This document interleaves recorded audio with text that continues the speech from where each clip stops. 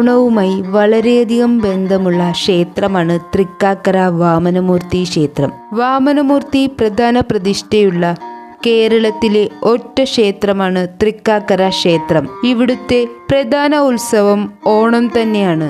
മഹാവിഷ്ണു വാമനാവതാരം എടുത്തത് ഇവിടെയാണ് എന്നാണ് ഐതിഹ്യം.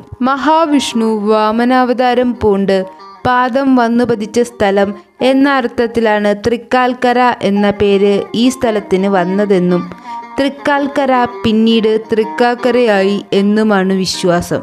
ഇവിടെ അത്തം മുതൽ 10 ദിവസമാണ് ഉത്സവം. അത്തത്തിന് കൊടിയേറി തിരുവോണത്തിന് ആറാട്ടോടെയാണ് ഉത്സവം സമാപിക്കുക.